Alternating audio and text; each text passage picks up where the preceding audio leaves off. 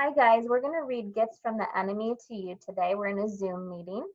Um, I have Carrie, Justin, and Serenity and Eli here in the Zoom meeting with me, and they're going to say hi real quick before I read the book. So Justin, go ahead and say hi. Hi. Justin's here with me, so nice to have him here. And Carrie, go ahead and say hello to everybody. Hi. Thank you. And Eli, go ahead and say hello to the class. Hola. Hola. And Serenity, go ahead and say hello. Hi. So nice to hear your voices. Okay, my friends are going to be here. They're going to listen to this book as we read it to you, called Gifts from the Enemy.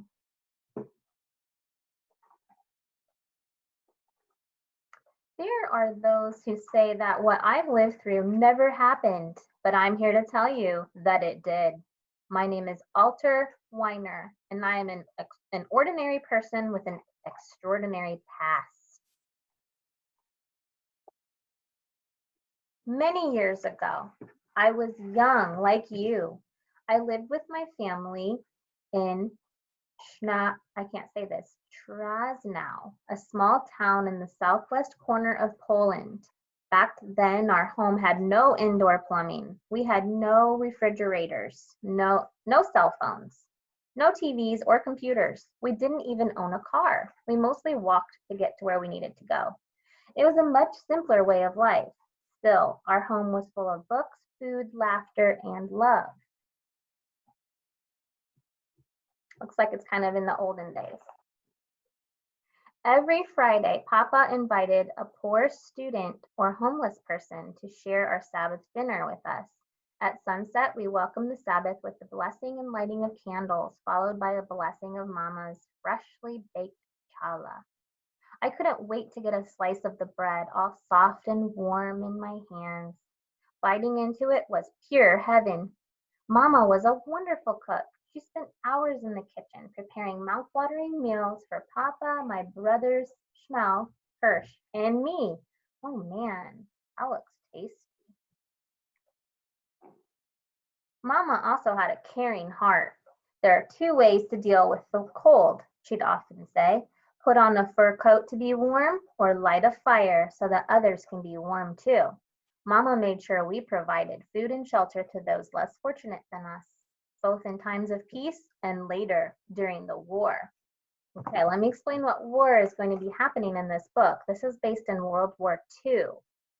Can I see a show of hands from my friends if you guys have ever heard of the Holocaust? Let me see your hands if you have heard that word before, Holocaust. Okay, now this book deals with the Holocaust, which is a terrible thing that happened and many people died just because they were Jewish. On September 1st, 1939, German Nazi soldiers, under orders of their leader, Adolf Hitler, attacked my country. Poland's army wasn't strong enough to defend our borders and people. Thousands of us tried to flee, including my own family. But we had nowhere to go. Hitler's army had us surrounded. Papa, a thoughtful, peaceful man, taught my brothers and me to reject hatred. Hitler taught his people to embrace it. Their hatred started with words, hurtful words, first whispered, then shouted at neighbors and strangers alike. Those words took root in the hearts and minds of many and grew into something worse. When Hitler came into power, he ordered his army to seek out, imprison, and destroy millions of people, old and young, who looked, thought, or acted differently than his people. Hitler hated differences. Okay, let me see your hand if you ever heard the word Hitler. Yes, it's a very bad part of our history. The German army's occupation was hard on everyone in our town, but it was the hardest on the Jewish people because we were on the top of Hitler's hate list. Our freedoms and rights were taken away. We couldn't go to school.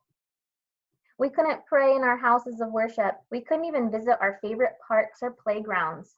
Curfews forced us to be prisoners in our own homes.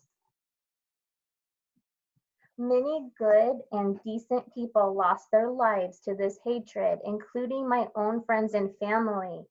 I was just 13 years old when the German soldiers marched into town and killed poor Papa. I was 14 when, in the middle of the night, they forced their way into our home and took my older brother, Schmau, away. I was 15 when the Nazis came for me. I didn't even have the chance to hug Mama and little Hirsch goodbye. It was the last time I would ever see them again. I and many others were herded like cattle onto trains headed to destinations far, far from kindness, compassion, respect, and dignity.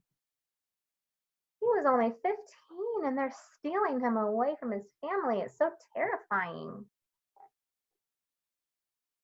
I was shipped from one prison labor camp to another, living in very crowded, dirty conditions. Day after day, I was forced to work long hours. The guards showed no mercy in their cruel treatment of the prisoners, and there was never enough food to eat. I was always hungry, so very hungry. I kept thinking about Mama and her wonderful challah. I would have done anything to have just one small taste of a homemade meal, home-baked bread. Months went by, then years. Lack of food and so much suffering kept my belly empty and my heart heavy. Just when I no longer had the strength or will to make it through another day, something amazing happened. I received gifts from a stranger. Not just any stranger, a stranger who I thought was my enemy. It happened when I was working in a German factory. Posted on the factory's walls were signs addressed to all German employees. Do not look at the prisoners. Do not talk to the prisoners. Do not give anything to the prisoners. If you do, you will be doomed. One day, a German worker made eye contact with me. When she saw she had my attention, she pointed her finger to a box on the floor. Curious, I went to that spot when no one was looking, and I peeked under the box. So here he is working in the factory. He's being forced to work. He's almost like treated like a slave. But this person, she's not one of the prisoners, and she's like risking her life. What did I find? The most wonderful gift I could ask for, a bread and cheese sandwich. I couldn't believe my eyes. I grabbed the sandwich and gobbled it up before anybody noticed.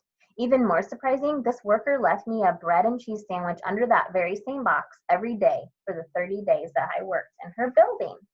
Look how happy he is just to have a bread and cheese sandwich. They've been starving him, and he hasn't been able to eat anything good for such a long time. Why, I asked myself, would this stranger be willing to risk her life, not once, but 30 times for me? Why me?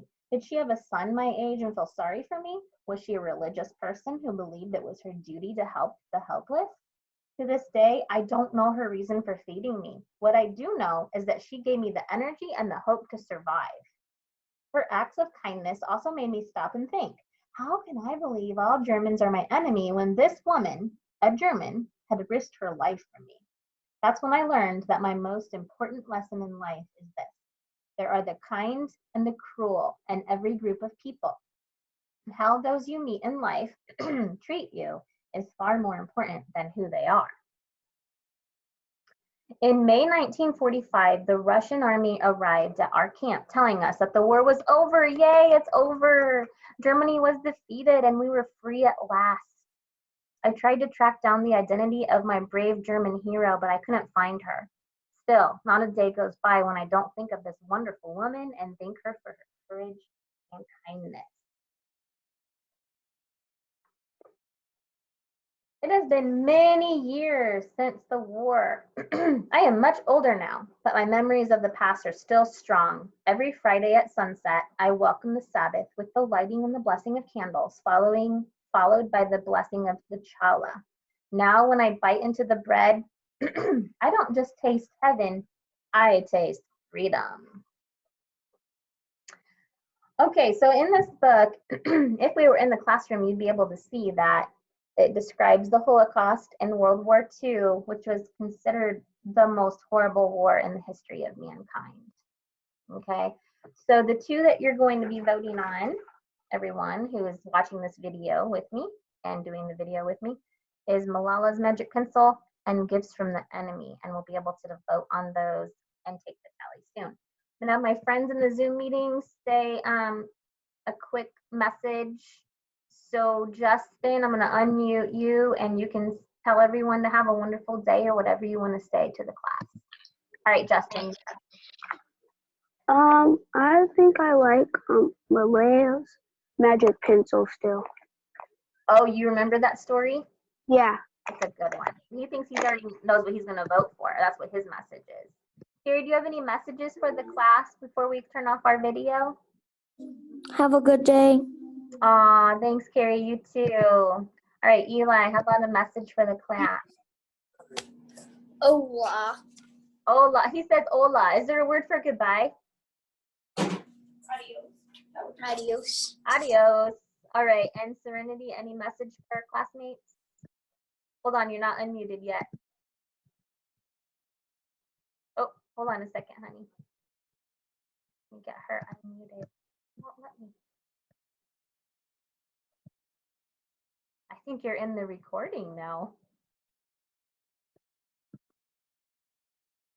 Well, I can't get your video to unmute, Serenity. I'm sorry. Oh, there we go. Okay, Serenity, what do you have to say to the class? Okay, I have a question and something to say. What was Malala's pencil again? Okay, so Malala's Magic Pencil. Do you remember the girl named Malala that is from Pakistan and she got shot? It's all about No. her. When if you want to hear that story, Serenity, I'm gonna put it on Palmer's Pals, okay? It'll be on Palmer's Pals that you can watch. I'll let you know how to get there. Do you want to say goodbye to the class? Yeah. Okay, go ahead and say your message. Well, bye. And I hope we could talk again. Yes, I agree. Thank you so much, friends. I'm going to turn off the video for this book that I read, and then guys, we'll finish up our Zoom meeting, okay?